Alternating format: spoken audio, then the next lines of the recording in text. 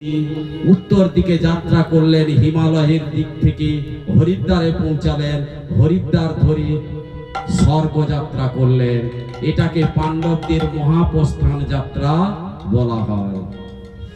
पांडवरा चले गेलेन हस्तिनापुरे राजा हलेन के राजा परीक्षित। এই পরীক্ষিত राज्य शासन করছেন ব্রাহ্মণদের আশীর্বাদে সাধুগুরু বৈষ্ণবদের কথা মতো তিনি প্রজা পালন করছেন। তিনি বিরাট নন্দনের পুত্র কন্যা ইরাবতীকে বিবাহ করেছিলেন এবং তার 4টি পুত্র হয়েছিল। এই 4টি পুত্রের মধ্যে বড় পুত্রের নাম জন্মেঞ্জয়। পরীক্ষিতের বড় পুত্রের নাম ছিল জন্মেঞ্জয়। এই রাজা পরীক্ষিত দিগ্বিজয়ী করলেন, চারিদিক জয়লাভ করলেন। একদিন রাজা দিগ্বিজয় করে ফিরছেন, নিজের রাজ্যের মধ্যে এক দৃশ্য দেখলেন। কি দৃশ্য? একদিন হেরে রাজা বিস্মিত নয়নে অদূরে কাঁদিছে গাভী নিয়ত পীড়নে। বৎসহীন মাতা সব কাঁদে ধারা ঝরে তার পাশে এক বৃষ বিষদে বিচরে।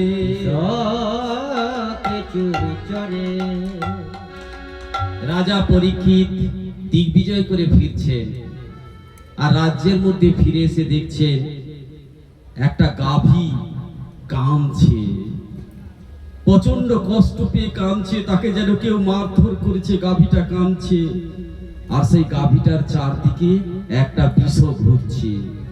এই দৃশ্য দেখলেন আর বিষটি গাভীকে জিজ্ঞেস করছেন, গাভী তুমি এত কাঁদছো কেন? কেন তুমি কাঁদছো? তোমার কেন আনন্দের লেখা নেই? গাভী তুমি কাঁদছো কেন? তুমি কেন এত দুঃখ পেয়েছ? কেন বা নিস্তেজ তুমি হয়েছো ধরণী? কি প্রমাদ মনে ভাব দিবস রজনী। হে গাভী তুমি কাঁদছো কেন?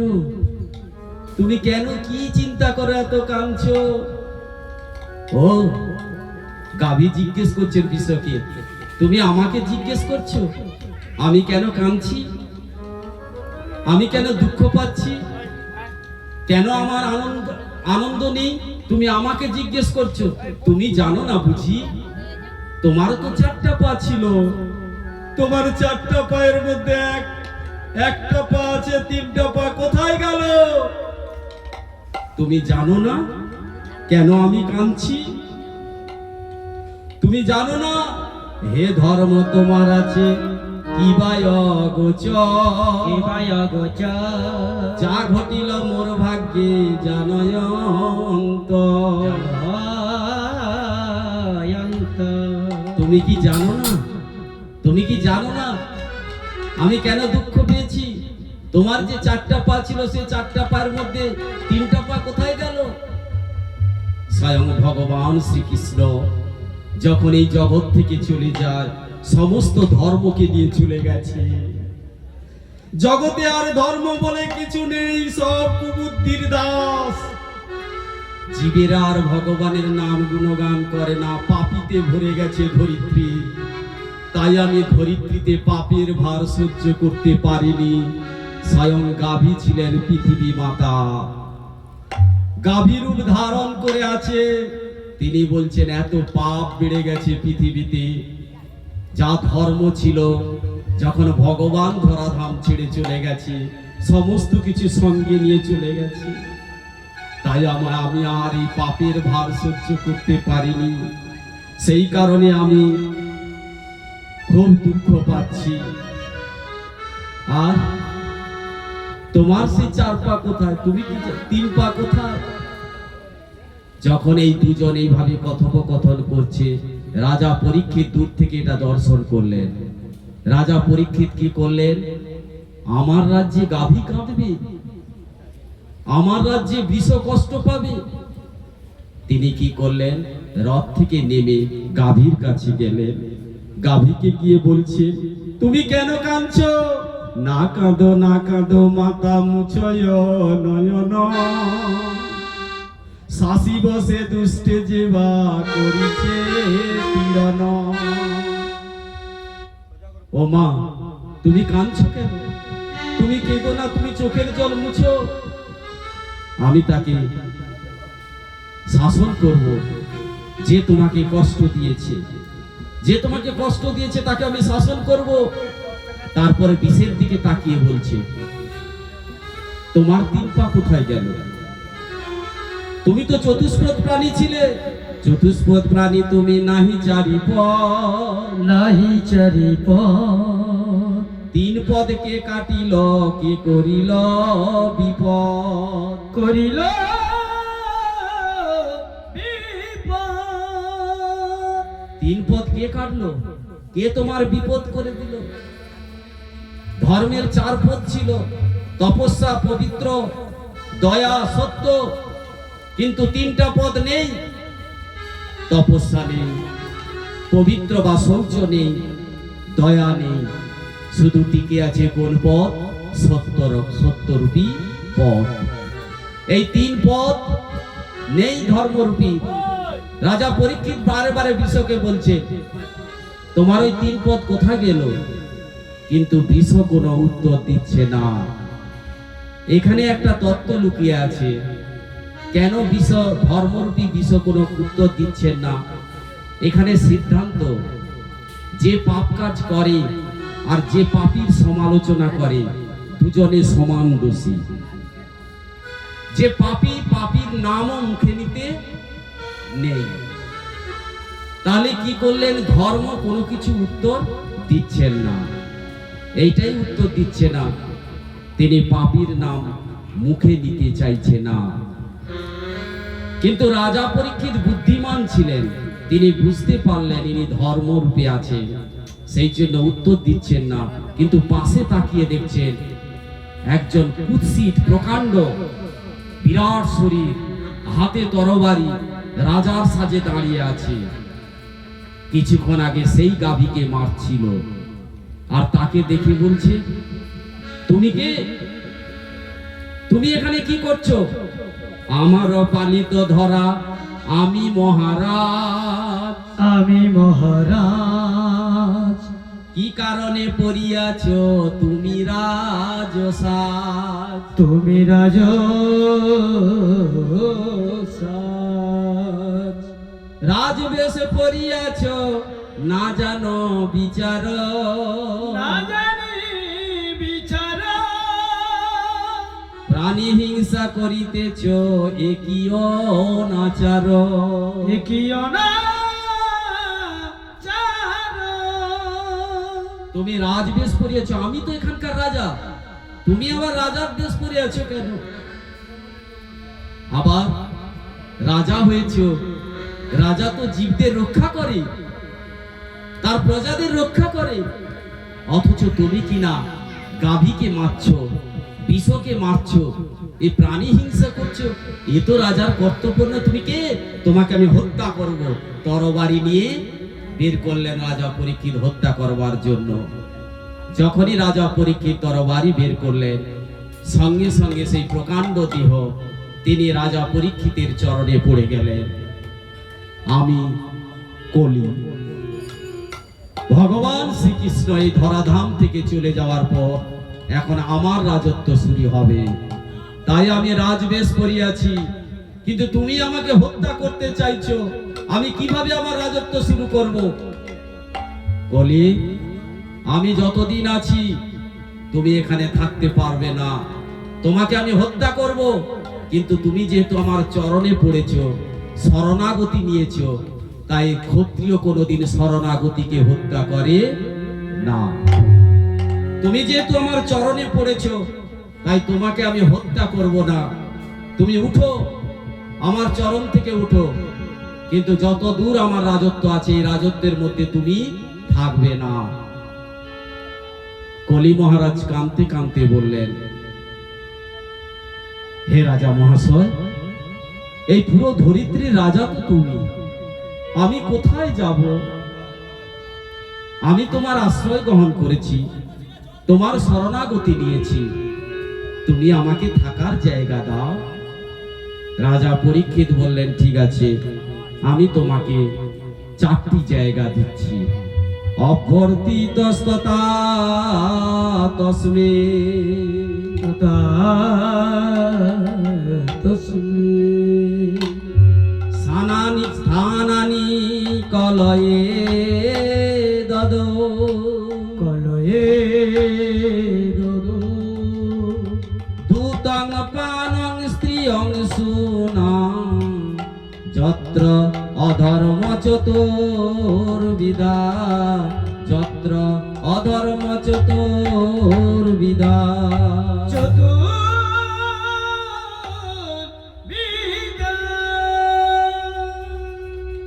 হে কলি মহারাজ, ঠিক আছে, তুমি আমার রাজত্বে থাকবে, কিন্তু তোমাকে আমি 4টা জায়গা দিচ্ছি। এই 4টে জায়গাতে তুমি থাকবে। কোথায় কোথায়?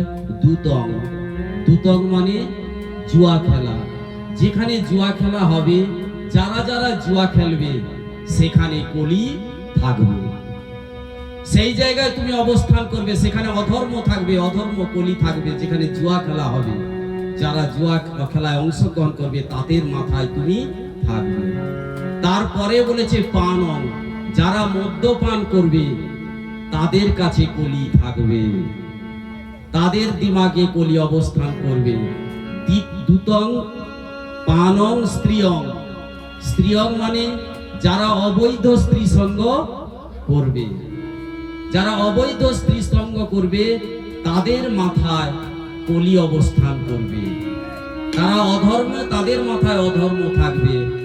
আর 4র্থ স্থান হলো যারা হিংসা, মারামারি, ঝগড়াঝাটি করবে তাদের মাথায় কলি অবস্থান করবে। এই 4টি জায়গাকে কলিকে থাকার জায়গা দিলেন রাজা পরীক্ষিত। কিন্তু কলি মহারাজ এই 4টে জায়গা পেয়ে সন্তুষ্ট হলেন না। কলি মহারাজ বললেন, খুব খারাপ 4টা জায়গা দিলেন, আপনি একটা ভালো জায়গায় আমাকে দিন, আমি একটু ভালো জায়গায় একটু থাকবো। সেদিন রাজা পরীক্ষিত বললেন, স্বর্ণের মধ্যেও তুমি থাকবে। কিন্তু কোন স্বর্ণের মধ্যে? যে স্বর্ণ সৎ উপায়ে উপার্জিত, ওই স্বর্ণের মধ্যে ধর্ম থাকবে। যে স্বর্ণ অসৎ উপায়ে উপার্জিত হবে, সেই স্বর্ণের মধ্যে কলি থাকবে, বিরাজ করবে। রাজা পরীক্ষিত কলিকে 5টা জায়গা দিলেন। এরপর একদিন রাজা পরীক্ষিত কোষাগারে ঢুকলেন। কোষাগারে একটা মুকুট ছিল, মুকুটটা পরে নিলেন। মুকুটটা পরে তিনি কি করলেন? মৃগয়ায় যাওয়ার সিদ্ধান্ত নিলেন। তিনি মৃগয়ায় যাত্রা করছেন। মৃগয়ায় যাত্রা করে এক জায়গায় ঘুরতে ঘুরতে প্রচন্ড তৃষ্ণার্ত হয়ে পড়লেন। দিনের অবসান হয়ে গেছে। অন্যান্য সৈন্যদের তিনি দূরে দাঁড় করিয়ে রেখে গভীর জঙ্গলে প্রবেশ করেছেন। কিন্তু এই রাজা পরীক্ষিত যে মুকুটটা পরেছিলেন, এই মুকুটটা সৎ উপায়ে উপার্জিত ছিল না।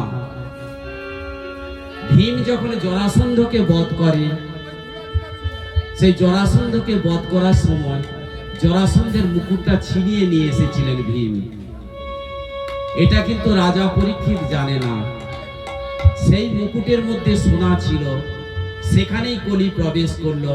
আর যার কারণে রাজা পরীক্ষিতের মাথায় কলি বসে পড়ল। যিনি এত বড় ধার্মিক ব্যক্তি, যিনি স্বর্ণের মধ্যে কলিকে অবস্থান দিলেন, তারই মাথায় কলি বসে পড়ল। আর এটা নিয়ে তিনি যখন প্রচন্ড তৃষ্ণার্ত বোধ করলেন, তিনি চারিদিকে জল খুঁজছেন। ক্রমে দিবায় অবসান অষ্টদিনমণি অষ্টদিন মণি ক্ষুধায় তৃষ্ণায় ক্লান্ত হননি পপনি ধননি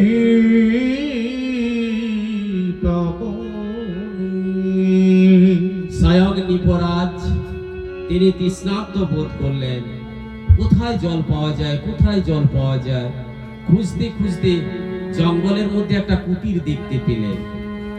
ওইখানে বুঝি জল পাওয়া যাবে, তাই তিনি ওইখানে প্রবেশ করলেন।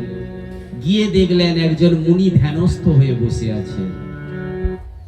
তিনি কোনো অভ্যর্থনাও করছেন না।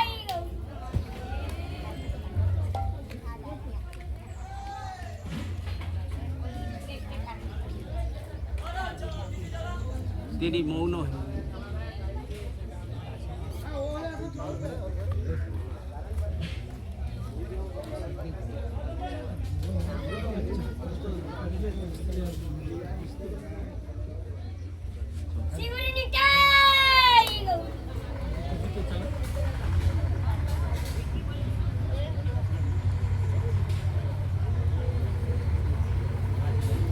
জয় জয় জয় জয়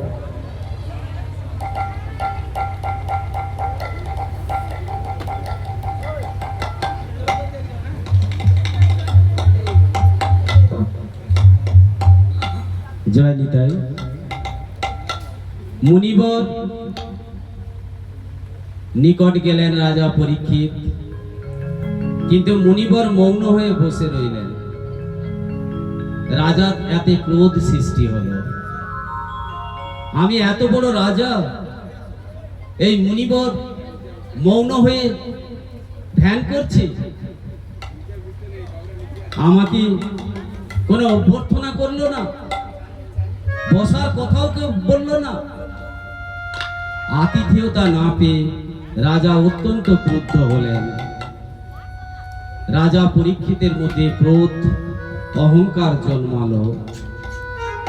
ক্রোধবশত তিনি আশ্রম থেকে বাহির হলেন এবং বাহিরে দেখলেন একটা মৃত সর্প পড়েছিল।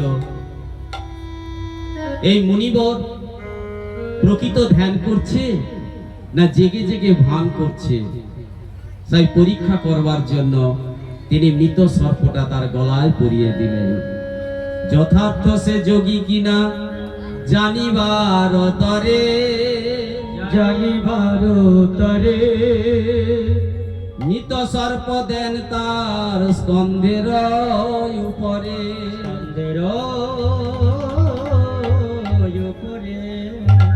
মৃত সর্প দিলেন তার কাঁধের উপরে।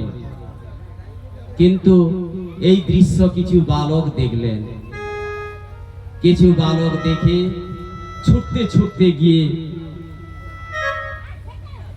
এই মুনিবরের পুত্র তাকে খবর দিলেন।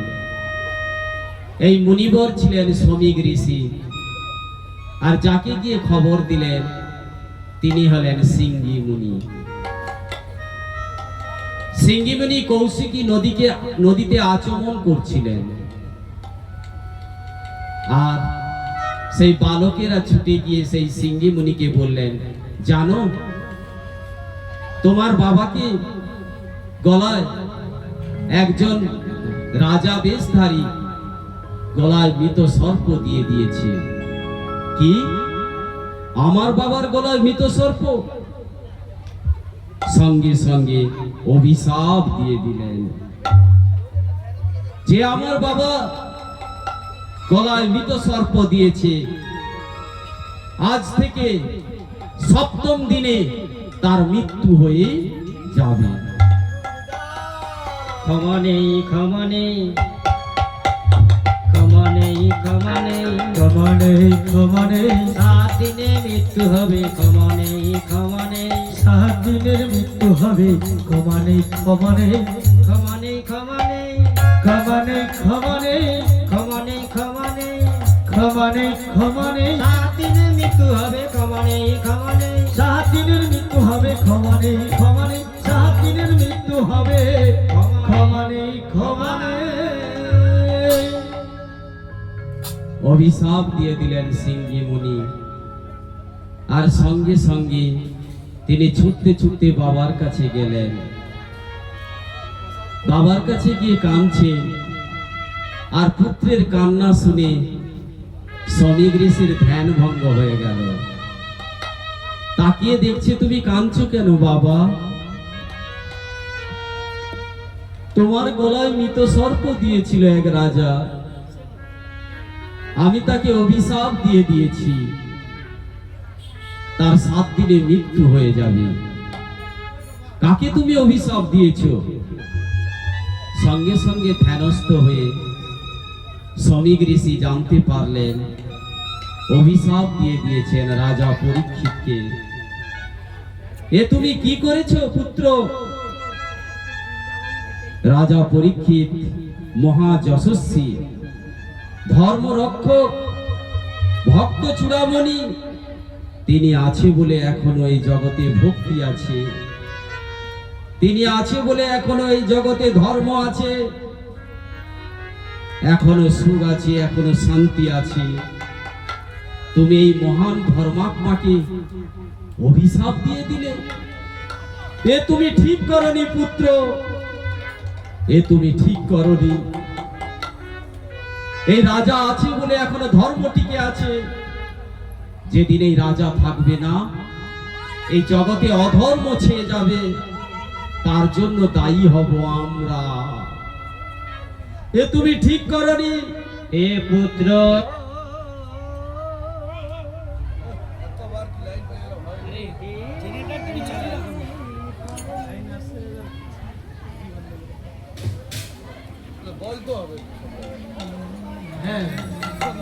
জেনে দেই,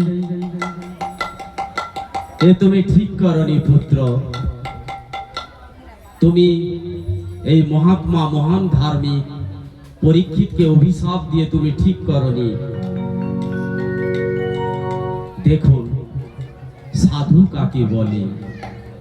তাকে অপমান করলো, তিনি অপমানটাকে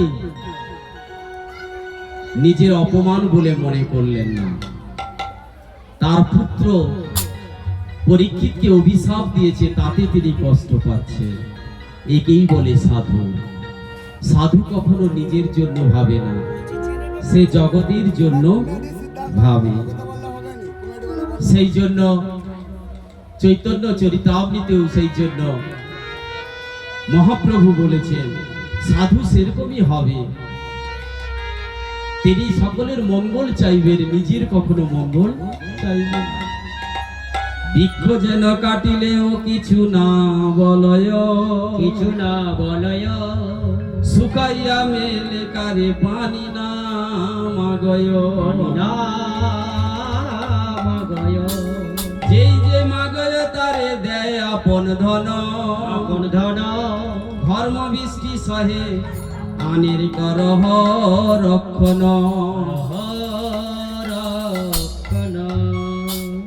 বৃক্ষ সবাইকে ফল দেয়, সবাইকে ছায়া প্রদান করে, কিন্তু নিজের যখন কষ্ট হয়, জলের অভাবে শুকনো হয়ে যায়, কাউকে বলে না তোমাকে এত ফল দিয়েছি, তোমাকে এত গাছের পাতা দিয়েছি, এত জ্বালানি দিয়েছে, রান্না করেছে আমার পাতা নিয়ে, আমার ডাল নিয়ে, আমি যে এখন জলের অভাবে মারা যাচ্ছি, আমার গোড়ায় একটু জল দিয়ে যাও।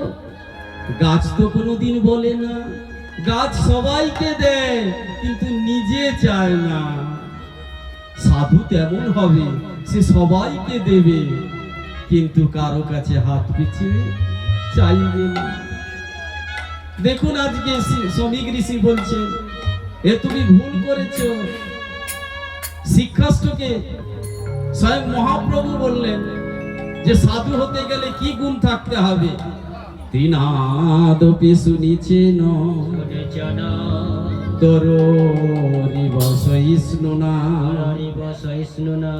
অমানি না মানদে না কীর্তনিয়া সদা হরি, কীর্তনিয়া সদা হরি।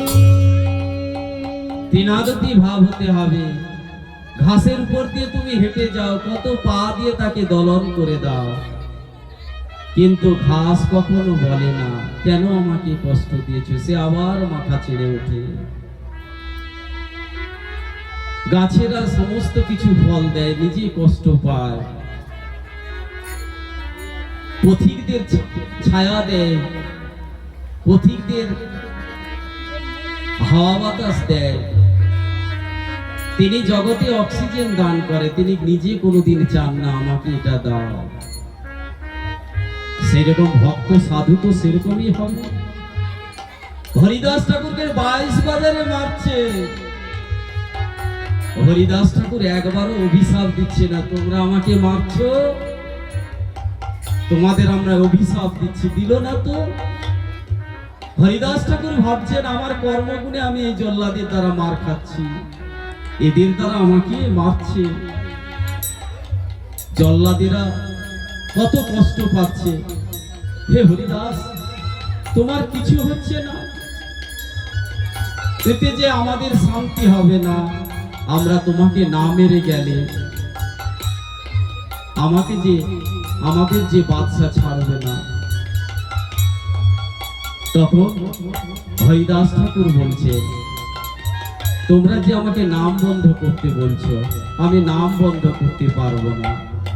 আমার দেহ খণ্ড খণ্ড হয়ে যাক, কিন্তু আমি এই জিহা থেকে কোনোদিন নাম ছাড়তে। হরে কৃষ্ণ হরে কৃষ্ণ বল কৃষ্ণ কৃষ্ণ হরে হরে হরে রাম হরে রাম রাম রাম হরে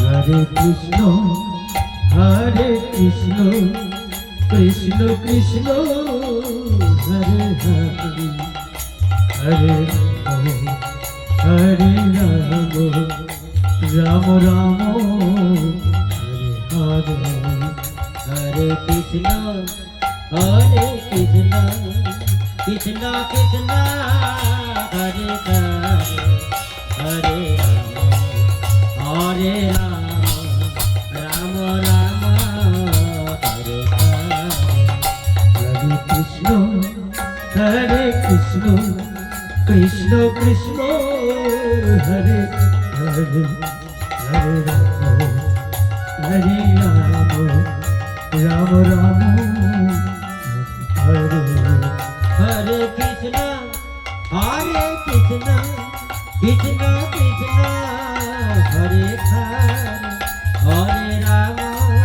হরে রাম রাম রাম হরে হরে তাই গৌর হরে কৃষ্ণ হরে কৃষ্ণ কৃষ্ণ কৃষ্ণ হরে হরে হরে রাম রাম রাম হরে হরে কৃষ্ণ কৃষ্ণ কৃষ্ণ হরে হরে হরে রাম রাম হরে কৃষ্ণ কৃষ্ণ কৃষ্ণ হরে হরে হরে রাম রাম হরে কৃষ্ণ কৃষ্ণ কৃষ্ণ কৃষ্ণ হরে হরে হরে রাম রাম রাম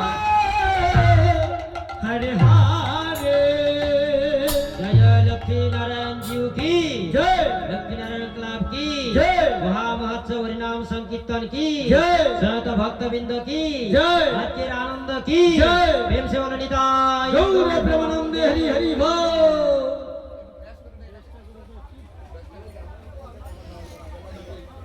রাজা পরীক্ষিত নিজ প্রাসাদে ফিরে এলেন।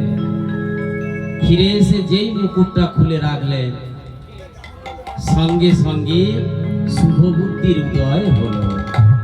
কলি মাথা থেকে নেমে গেল, সঙ্গে সঙ্গে শুভ বুদ্ধির উদয় হলো। এ কি আমি করেছি? আমি জঙ্গলে দেবতুল্য ঋষির চরণে অপরাধ করে ফেললাম। ব্রহ্ম তেজযুক্ত নিরপরাধ ঋষির চরণে অপরাধ করে ফেললাম। এ তো অনার্যের মতো নিচ কাজ করে ফেললাম আমি। আমার পিতা মাতা পূর্বজরা যে সাধু গুরু বৈষ্ণবদের সবসময় সমাদর করতেন, মুনিদের চরণ ধুলি সবসময় মাথায় নিতেন, আমি সেই বংশের সন্তান হয়ে মুনির চরণে অপরাধ করে ফেললাম। এ আমি কি ভুল করে ফেলেছি? এর আমার মহা শাস্তি হওয়া উচিত। রাজা পরীক্ষিত কাঁদছেন নিজের কক্ষের মধ্যে বসে। এ আমি কি ভুল করেছি? হায় হায় আমি কি করিলাম,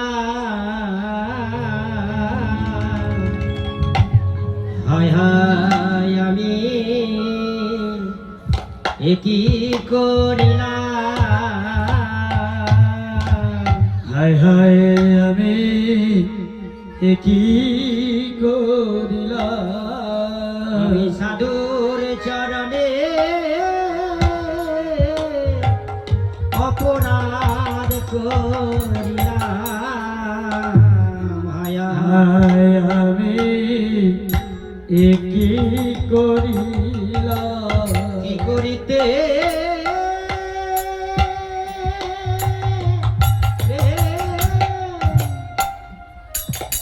কি করিলাম, হায় হায় আমি এ কি করিলাম, কি করিতে কি করিলাম, হায় হায় আমি কি করিলাম, কি করিতে কি করিলাম, হায় হায় আমি কি করিলাম। আমি সাধুর চরণে অপরাধ করিলাম, হায় হায় আমি কি করিলাম, আমি ভুল করিলাম, হায় হায় আমি কি করিলাম, কি করিতে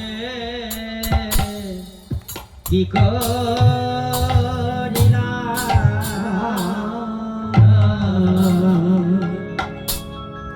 আমি দেবতুল্য মুনির চরণে অপরাধ করে ফেললাম।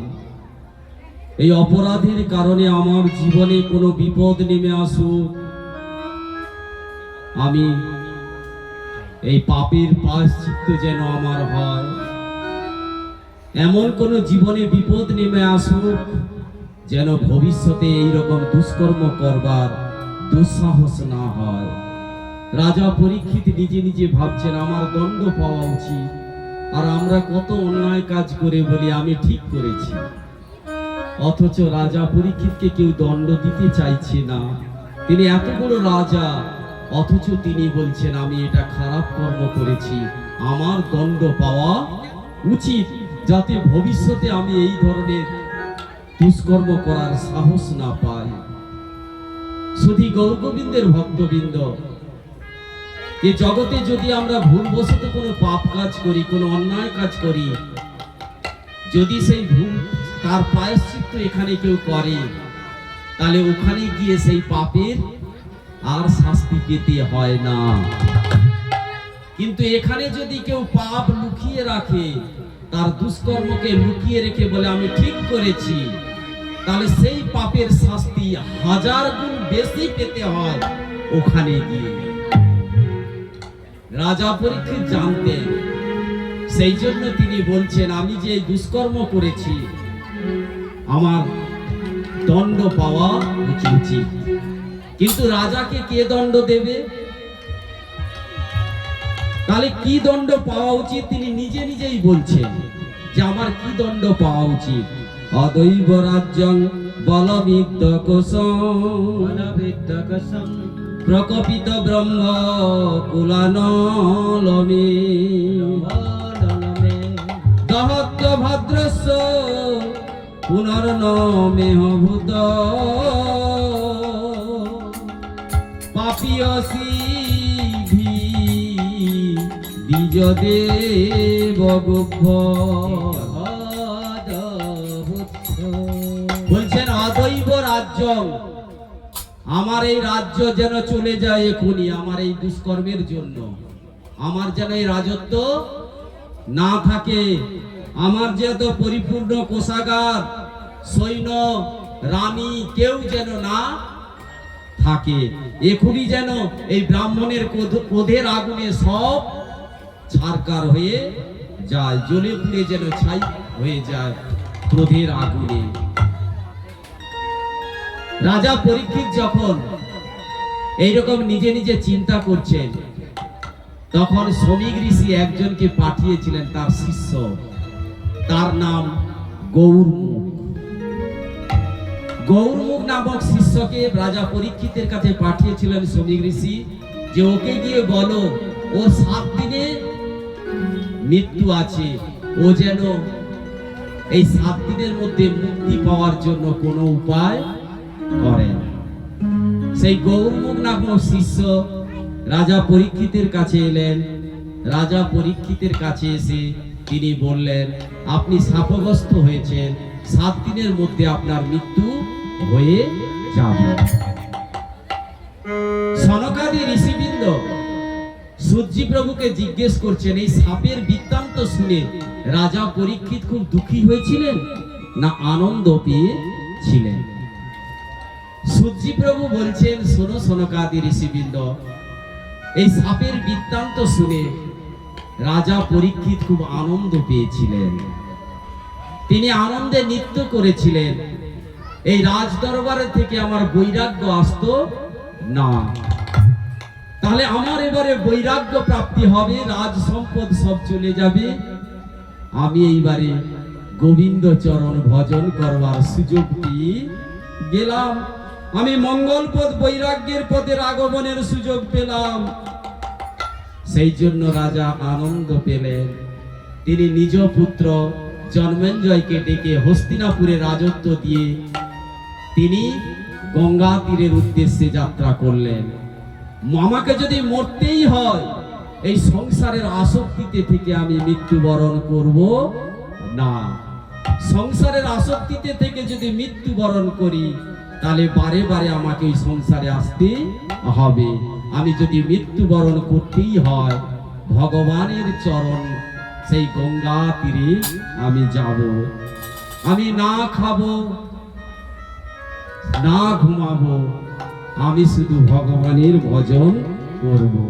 হরে কৃষ্ণ কৃষ্ণ কৃষ্ণ হরে হরে, হরে রাম রাম রাম হরে হরে, হরে কৃষ্ণ কৃষ্ণ কৃষ্ণ হরে হরে, হরে রাম রাম রাম হরে হরে, হরে কৃষ্ণ কৃষ্ণ কৃষ্ণ হরে হরে, হরে রাম রাম রাম হরে হরে, হরে কৃষ্ণ কৃষ্ণ কৃষ্ণ হরে হরে, হরে রাম রাম রাম হরে হরে, হরে কৃষ্ণ কৃষ্ণ কৃষ্ণ হরে হরে, হরে রাম রাম রাম হরে হরে, হরে কৃষ্ণ কৃষ্ণ কৃষ্ণ হরে হরে, হরে রাম রাম রাম হরে হরে, হরে কৃষ্ণ কৃষ্ণ কৃষ্ণ হরে হরে, হরে রাম রাম রাম হরে হরে, হরে কৃষ্ণ কৃষ্ণ কৃষ্ণ হরে হরে, হরে রাম রাম রাম হরে হরে, হরে কৃষ্ণ কৃষ্ণ কৃষ্ণ হরে হরে, হরে রাম রাম রাম হরে হরে, হরে কৃষ্ণ কৃষ্ণ কৃষ্ণ হরে রাম রাম রাম হরে হরে, হরে কৃষ্ণ কৃষ্ণ কৃষ্ণ হরে হরে, হরে রাম রাম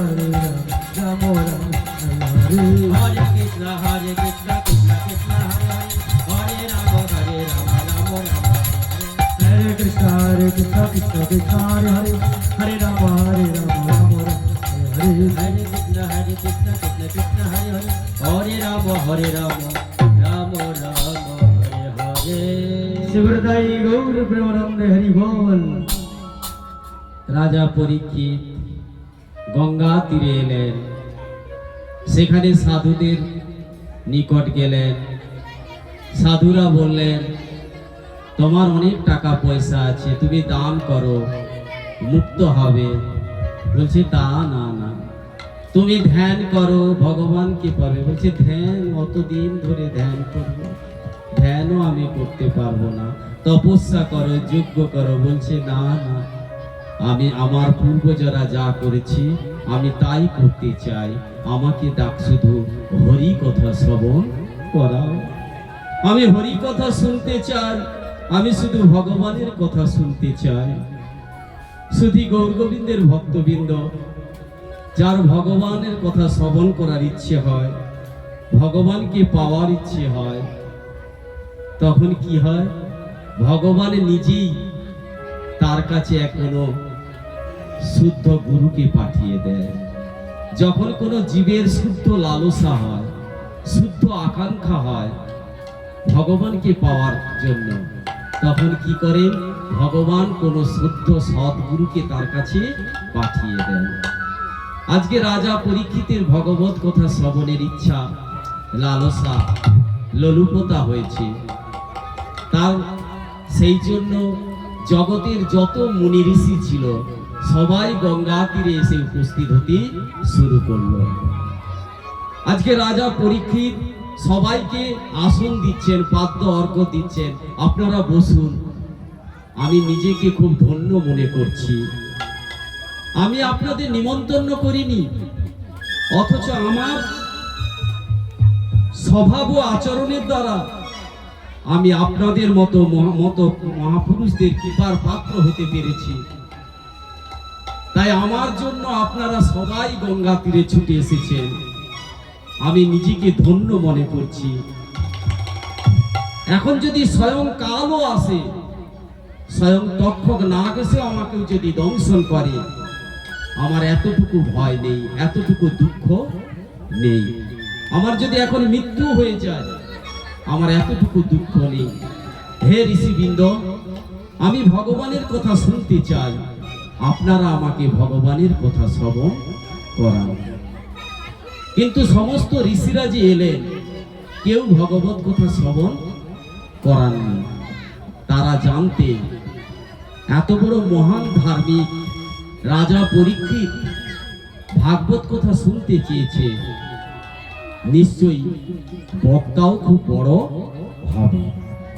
শ্রোতা যদি মহান হয়, বক্তাও নিশ্চয়ই মহান হবে। তাই সমস্ত ঋষিবৃন্দ অপেক্ষা করছেন বক্তা হিসাবে কি আসেন।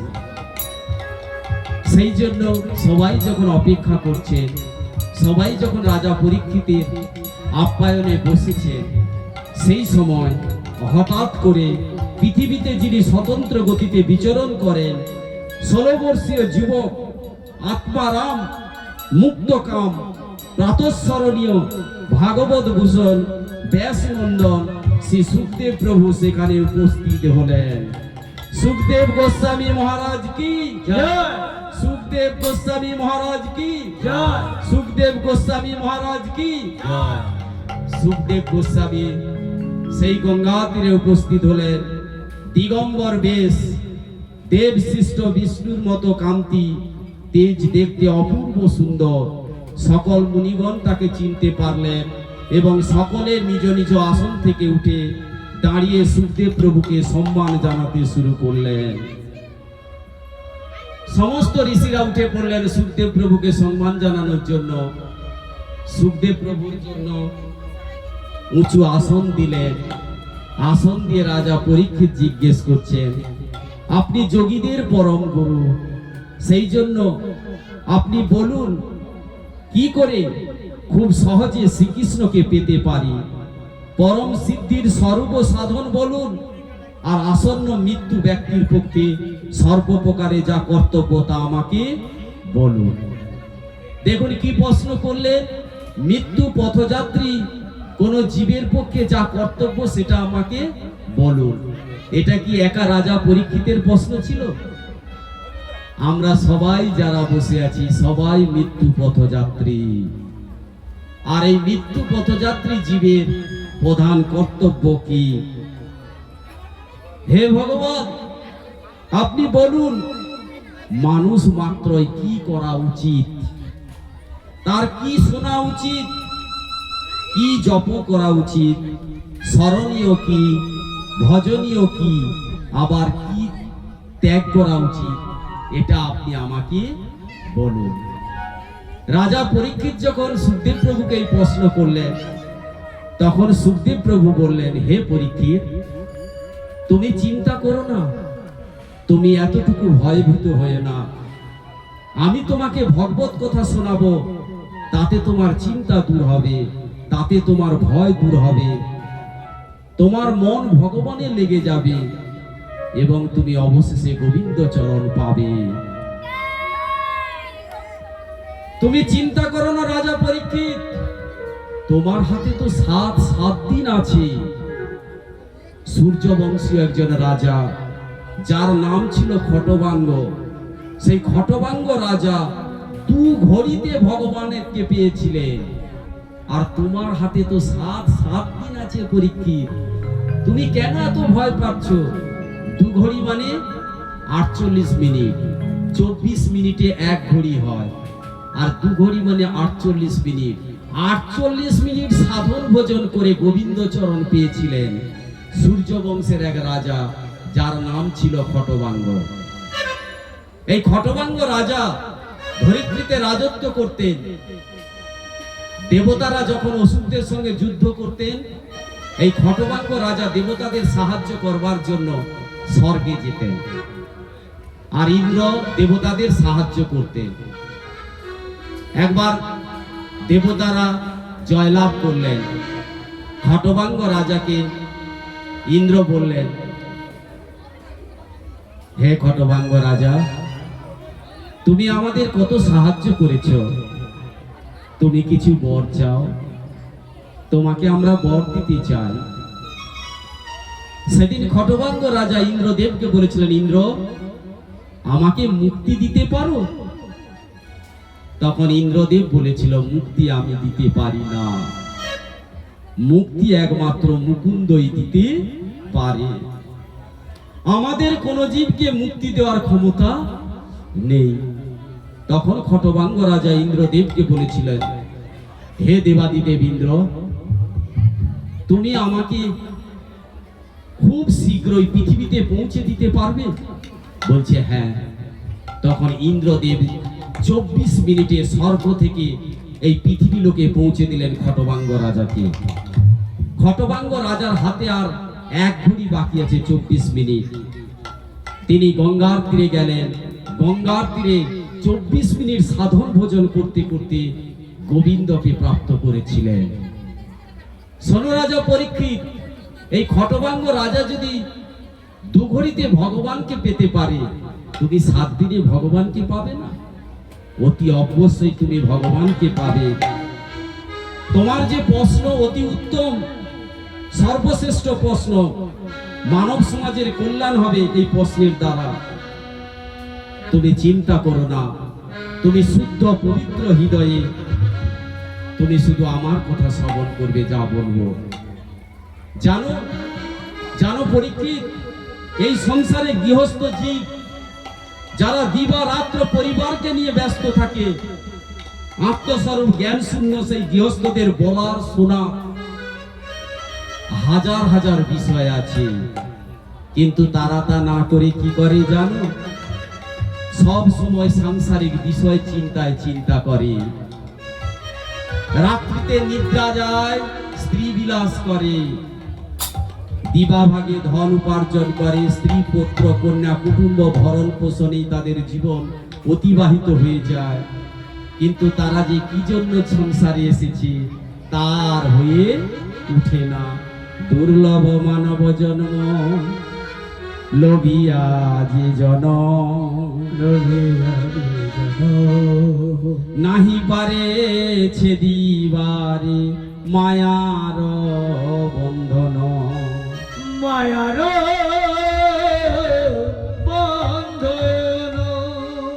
জানো পরীক্ষিত, দুর্লভ মানব জন্ম পেয়ে এই সংসার করে আত্মীয় পরিজন কুটুম্ব করে জীবনটা কাটিয়ে দিয়ে তার সারা জীবনটা কাটিয়ে দিয়ে যায়, কিন্তু যার জন্য জগতে আসা সেটা আর করা হয়ে ওঠে না।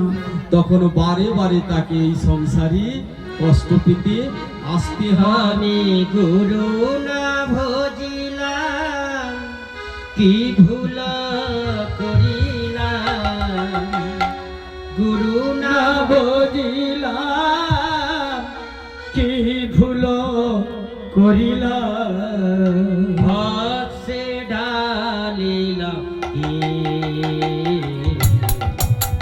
মানুষের করিলাম কি। আমি মানুষ করিয়া জন্ম লভিলাম, মানুষের করিলাম কি মনর মানুষের করিলাম কি। আমি গুরু না বুঝিলাম, কি ভুল করিলাম, গুরু না বুঝিলাম, কি ভুল করিলাম, হাতে ঢালিলাম কি মানুষের করিলাম কি মনাম, মানুষের করিলাম কি। আমার বাল্যকাল গেল হাসিতে খেলিতে, যৌবনকাল গেল রসে। আমার বাল্যকাল গেল হাসিতে খেলিতে, যৌবনকাল গেল রসে। আমার বাল্যকাল গেল হাসিতে খেলিতে, যৌবনকাল গেল রসে। আমার বাল্যকাল গেল হাসিতে খেলিতে, যৌবনকাল গেল রসে। তখন সুরাজ ফেলিয়া সুরাজ খাইয়া, সুরাজ ফেলিয়া সুরাজ খাইল, সুরাজ ফেলিয়া সুরাজ খাইলা, সুরাজ ফেলিয়া সুরাজ খাইল, কলসি করিলাম খালি মনা, মানুষের করিলাম কি আমি মানুষ হইয়া জন্ম লভিয়া, মানুষের করিলাম কি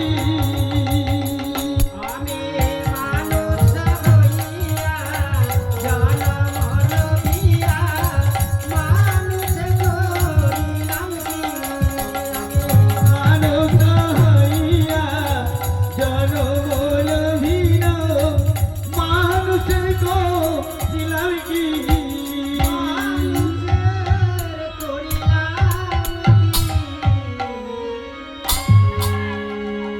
দুর্লভ মানব জন্ম পেয়ে যদি হরির ভজন না করি, যদি গুরুদেবের সম্মান না করি, সাধুগুরু বৈষ্ণবের চরণ ধুলি না নেই, তাহলে জীবনটা বৃথা হয়ে যাবে।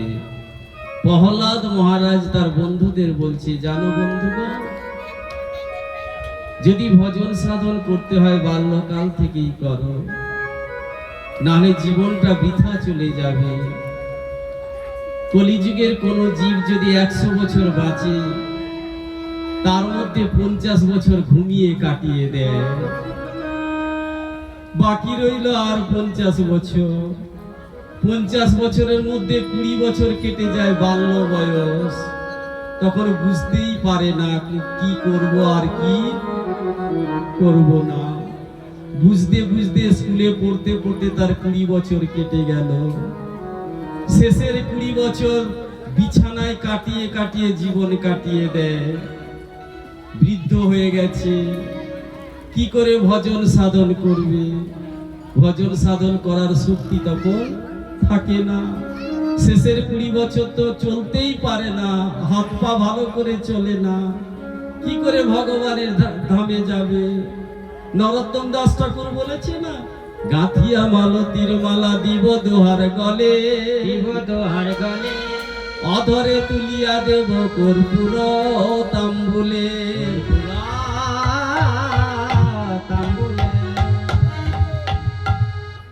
বলুন মা, আপনি যদি বৃদ্ধ হয়ে যান, মালা গাঁথতে পারবেন? গাছে উঠতে পারবেন? ফুল তুলতে? তাহলে কি করে গাঁথিয়া মালতীর মালা দিব তোমার গলে? দেবে কি করে? দিতে তো পারবে না। তার মানে শেষের 20 বছর সাধন ভোজন ভালো করে হবে না। ভাগবত কথা শুনতে আর ইচ্ছে হলেও পারবে না, পা তোমার সহায় দেবে না। তাহলে রয়ে গেল কত বছর? 50 বছর ঘুমিয়ে কাটিয়ে দিলেন। 20 বছর বাল্য বয়সে চলে গেল, শেষের 20 বছর বৃদ্ধা অবস্থায় কেটে গেল, রয়ে গেল মাত্র 10 বছর। তাহলে এই 10 বছর যদি সংসার সংসার সংসার করেই কাটিয়ে দাও, তাহলে এই মানব জীবনে ভজন সাধন করবে কবে? তাহলে দুর্লভ মানব জীবনটা বৃথা হয়ে যাবে। হে পরীক্ষিত, জীবনকে সার্থক করতে হলে, সকল দুঃখ থেকে মুক্ত হতে গেলে, মৃত্যু ভয় দূর করতে গেলে, সর্বাত্মা সর্বশক্তিমান ভগবান শ্রীকৃষ্ণের লীলা কথা শ্রবণ মনন কীর্তন এবং স্মরণ করা অতি অবশ্যই কর্তব্য। জ্ঞান ভক্তি অথবা নিজ নিজ আশ্রম ধর্ম যথাযথভাবে পালন করে জীবনকে এমন ভাবে তৈরি করতে হবে যাতে মৃত্যুকালে নিশ্চিতভাবে ঈশ্বরের শরণ হয়। এতবান সংখ্যা যুগ অভ্যাস ধর্ম পরিনিষ্ঠয়া জন্ম লাভ কর পুংসাম অন্তে নারায়ণ স্থিতি, অন্তে নারায়ণ স্থিতি। দেখুন সুখদেব প্রভু কি বললেন, এত বান সাংখ্য যোগ অভ্যাস অধর্ম পরিনিষ্ঠায়া।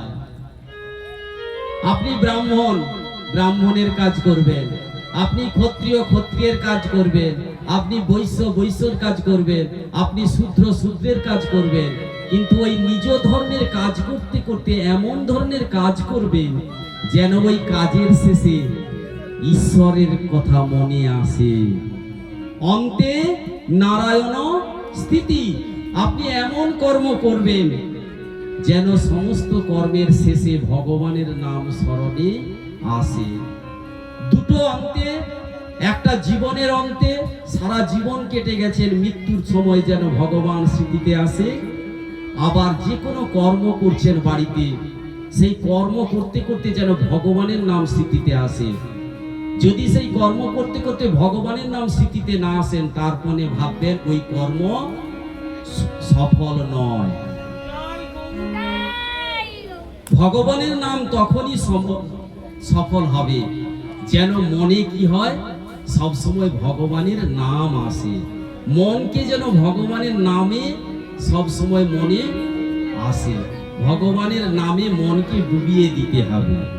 মন মন্দিরে আমি লিখেছি তোমার নাম।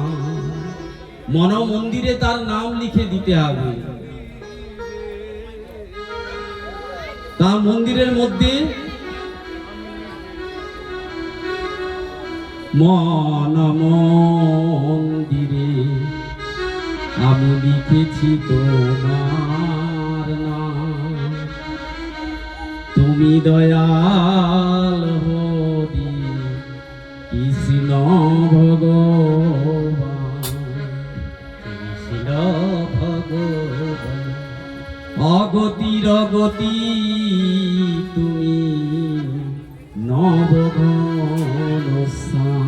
অগতির গতি তুমি নবঘন শ্যাম। অগতির গতি তুমি নবঘন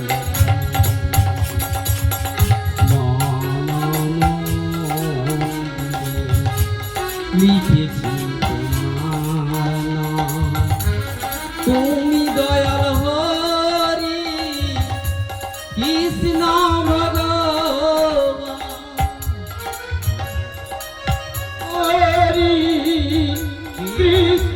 ভগবান। সেই ভগবানের নাম মনের মধ্যে সবসময় নিতে হবে। ত্রিভুবনের মালিক তুমি, ওই দয়াময়। ত্রিভুবনের মালিক তুমি, ও গো ভগবান। তুমি পাশে থাকলে নেই কোনো ভয়। ত্রিভুবনের মালিক তুমি ভগবান। তুমি পাশে থাকলে প্রভু নেই কোনো ভয়। তুমি হে জগৎপতি, দাও প্রভু সুমতি। তুমি যে জগৎপতি, দাও হে সুমতি। তুমি হে জগৎপতি, দাও প্রভু সুমতি। তুমি যে জগৎপতি, দাও হে সুমতি। তাই ডাকি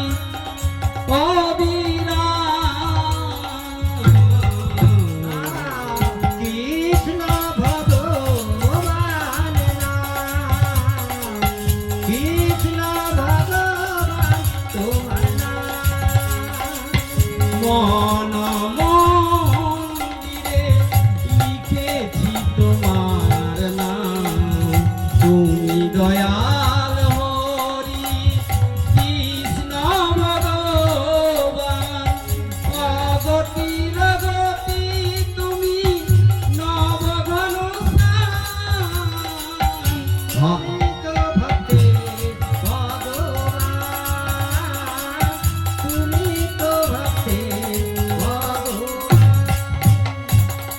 তোমারি সৃষ্টি প্রভু এ ভব সংসার। তুমি তো সৃষ্টি দিতে এ ভব সংসার। দাও হে আলোর দিশা, ঘোচাও আধার। আলোর দিশা, ঘোচাও আধার।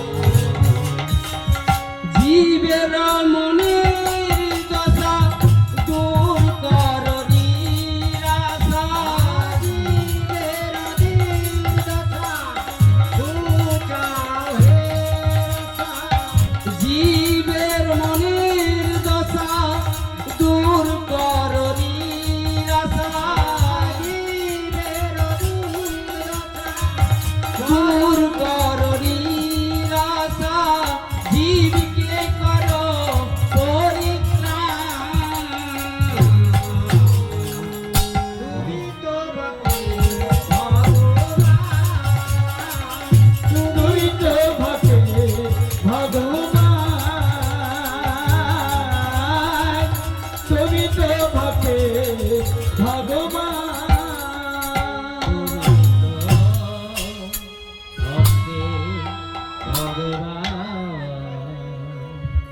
মনের মধ্যে যাই কর্ম করো না কেন, সংসারে যা কর্ম করো না কেন, কিন্তু ভগবানের যেন নামে সবসময় মন থাকে। মনকে ভগবানে রাখতে হবে। ভগবান নিজে গীতাতে বলেছেন, হে অর্জুন তুমি কেন এত চিন্তা করছো? তোমার মনটাকে আমাকে দাও, আমি তোমার মনকে চালনা করব। অর্জুন বলেছিলেন, কৃষ্ণ তুমি তো মনকে দিতে বলছো, কি করে মনকে দেব? মনকে এত সহজে দিতে পারি না। আমি এই গান্ডীব ধনু দিয়ে বায়ুকে বশ করে তোমার চরণে এনে ফেলে দেব, কিন্তু মনকে এক করতে পারি না। কি করে মনকে বশ করব? শুধু গৌর গোবিন্দের ভক্তবৃন্দ, এ জগতে মনকে যদি বশ না করো, এই মনই তোমাকে নরকে নিয়ে যাবে। আর মনকে যদি তুমি বশ করতে পারো, তাহলে এই মনই তোমাকে বৈকুণ্ঠে নিয়ে যাবে। মনই হলো তোমার দেহরথের সারথি। মনকে সঠিক করতে হবে। এই দেহরথের সারথি মন কাদেরকে চালনা করে? 10টা ঘোড়াকে। এই 10টা ঘোড়া কে জানো? 10 ইন্দ্রিয়। আর যাত্রী কে আছে? তোমার যে দেহ রথ আছে, যাত্রী কে? আত্মা। এই আত্মা কোথায় যেতে চায়? পরমাত্মার কাছে। কিন্তু তোমার দেহরথের সারথি যদি মন মদমত্ত মাতাল হয়, সে কি সঠিক গন্তব্যস্থলে তোমাকে নিয়ে যাবে? সঠিক গন্তব্যস্থলে নিয়ে যাবে না। তাহলে মনকে কি করতে হবে? তোমার বশে আনতে হবে। অনেকে বলে তুই তোর মন যা চায় তুই তাই কর। যে বলে সে মূর্খ। মন যা চাইবে তাই করবে? বিচার করতে হবে তোমার মন সঠিক মার্গে আছে না বেঠিক মার্গে আছে। আপনার মন চাইছে, সাধুগুরু বৈষ্ণবদের কাছে জিজ্ঞেস করলে আমার এটা মন চাইছে আমি করব। সাধুগুরু বৈষ্ণব বলবে মন চাইলে করা যায় না। যদি শাস্ত্রীয় বিধান অনুসারে তোমার মন চায় তাহলে তুমি সেটা করতে পারো। যদি শাস্ত্রীয় বিধান বহির্ভূত তোমার মন কিছু চায় সেটা তোমার করা যাবে না। অনেকে বলবে কেন মন চাইলে কেন করব না? তাহলে একটা উদাহরণ দেই। একটা বাচ্চা ছেলে কুড়কুড়ে খেতে চায়, মা কেন তাকে বাধা দেয় যে তুই কুড়কুড়ে খাবি না? তাহলে তার তো মন চেয়েছে কুড়কুড়ে খেতে, কারণ সে অজ্ঞানী জীব, বোঝে না কোনটা ভালো কোনটা খারাপ। তার মনটা যে সঠিক মার্গে নেই। মা বাবা বলে দেয় কচি ওটা খাস না, ওটা খেলে পেট খারাপ করবে। তাহলে মন যদি যা চাইবে তাই করা উচিত। তাহলে বাচ্চা ছেলের মন চেয়েছে কুড়কুড়ে খেতে, মা কেন বাধা দেয়? তার মানে তুমি নিজে বয়স হয়ে গেছে, বড় হয়ে গেছে বলে তোমার মন সঠিক মার্গে আছে? তুমি নিজে কখনো জ্ঞানী ভেবো না। তোমার মন সঠিক মার্গে আছে না বেঠিক মার্গে আছে সেটা সিদ্ধান্ত নিতে হবে শাস্ত্রীয় বিধান অনুসারে। যদি তোমার সঠিক থাকে তাহলে সেটা করতে পারো, যদি বেঠিক থাকে সেটা করা যাবে না। যদি বেঠিক থাকে তাহলে কি হবে? তোমাকে নরকে যেতে হবে। তাহলে মনকে বশ করতে হবে। আর মনকে কিভাবে বশ করবে? মন ত্রাহি ইতি মন্ত্র। মন ত্রাহি ইতি মন্ত্র। মন্ত্রকে সন্ধি বিচ্ছেদ করলাম, কথাটা শ্রবণ করো। মন, মন মানে মন।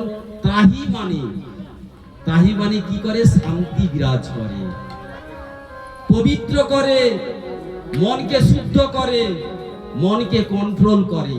কি? মন্ত্র।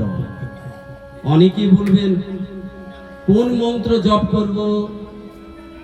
আমাদের সনাতন ধর্মে তো বেদে কত মন্ত্র, মহাভারতে কত মন্ত্র, ভাগবতের মধ্যে কত মন্ত্র। কোন মন্ত্র পাঠ করব যা আমাদের মনকে পবিত্র করবে, যা আমাদের মনকে শুদ্ধ করবে, যা আমাদের মনকে কন্ট্রোল করবে, বসে আনবে, গোবিন্দ চরণে আনবে? কোন মন্ত্র জপ করলে?